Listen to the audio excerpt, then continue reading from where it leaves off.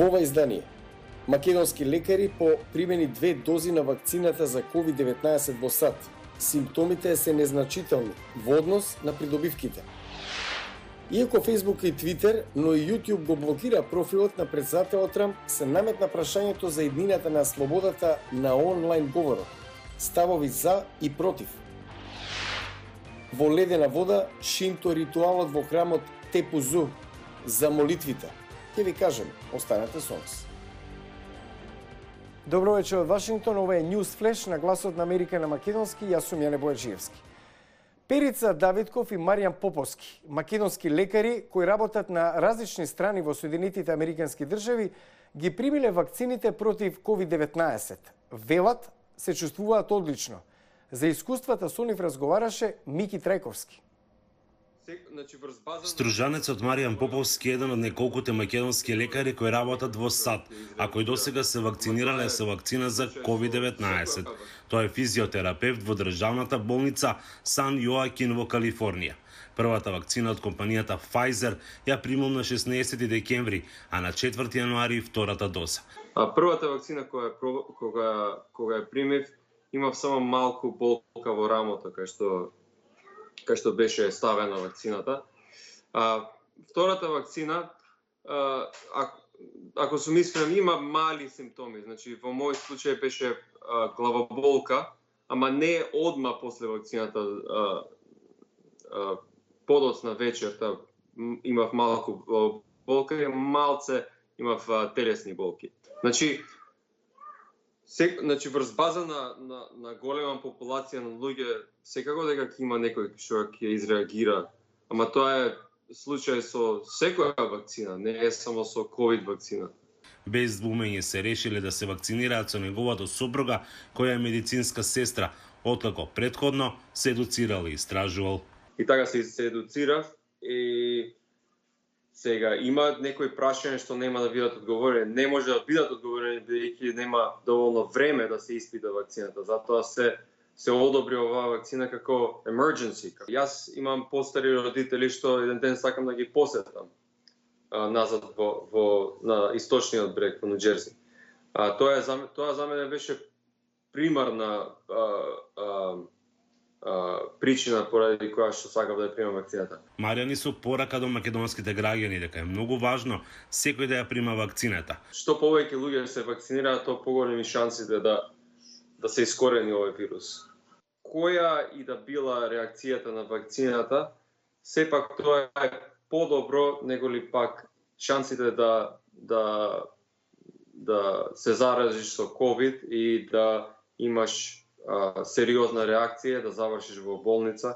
Што повеќе има скептицизам, тоа повеќе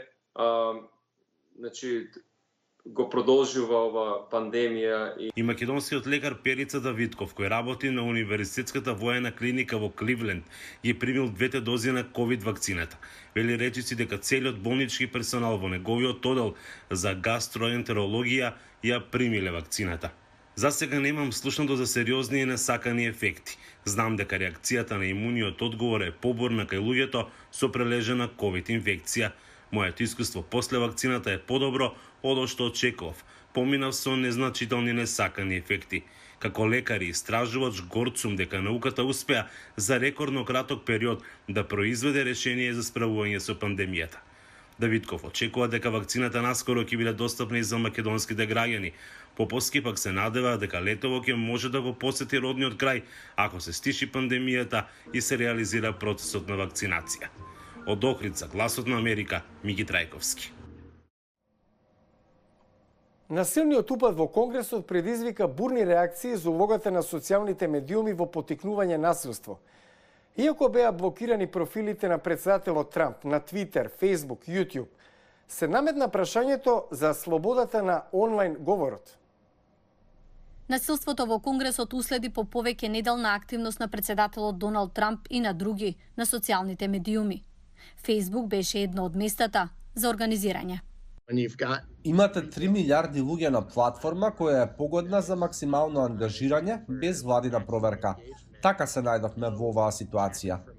Социјалните медиуми како Facebook, Twitter и Snap одговорија преку суспензија или целосна забрана на профилите на председателот Трамп и на некои од неговите поддржувачи.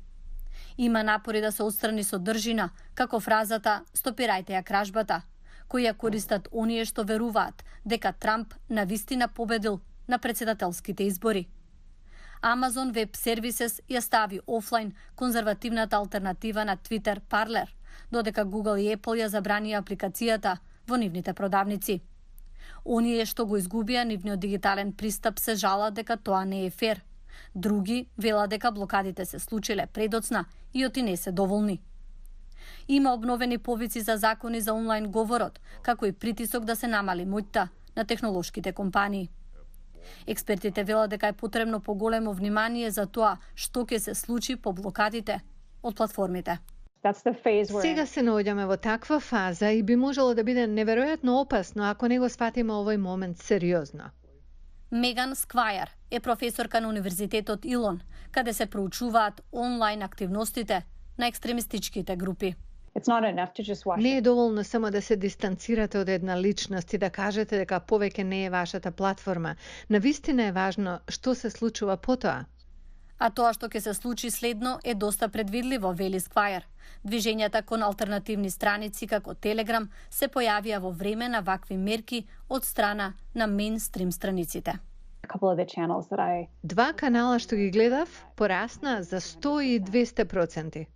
За интернет гигантите како Facebook, YouTube и Twitter, ова треба да биде нивен момент за евалуација, вели Джеси Лерик, коосновач на непрофитната организација Accountable Tech.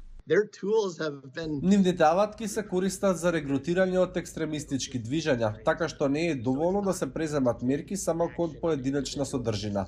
Треба да реагираат во иста мерка како кога првично биле движечка сила за овие активности.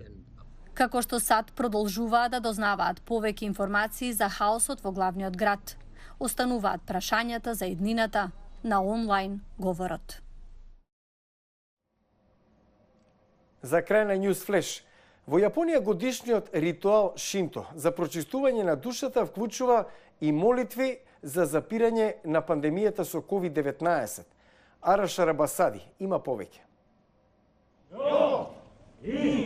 Недела во Токио мал број на луѓе се собираат за да се соблечат и да скокнат во ледената вода за да го изведат Шинто ритуалот стар 66 години во храмот Тепузу. Верниците доаѓаат за да ги прочистат своите души, но оваа година исто така се молат и за крај на пандемијата со COVID-19. Се помолив да му дојде крај на коронавирусот што поскоро. Исто така се помолив повторно да имаме обични, нормални животи.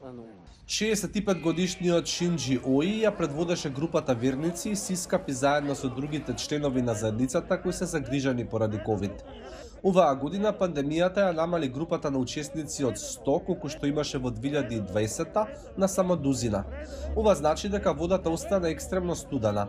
Учесникот Наоки Ямагучи објаснува. Вообичаено имаме повеќе учесници, тоа ја прави температурата на водата малку потопла. Но оваа година имаме само 12 луѓе, па беше неверојатно студено. Дури и при ведро небо со сонце, температурата овде е околу 5 целзиусови степени. Тоа значи голема потреба за загревање за оваа група облечена во традиционални прекривки за мажите и тенки бели наметки за жените пред тие да влезат во базенот со ледена вода. Церемонијата се организира секоја година во втората недела од јануари. Оваа година темата вклучуваше и заштита од епидемии и не беа дозволени гледачи. Тука е крајот на News Flash на Гласот на Америка на македонски. За повеќе информации појдете на glaснaamerika.com. Следете не преку социјалните медиуми. Пријатна вечер. Се гледаме утре.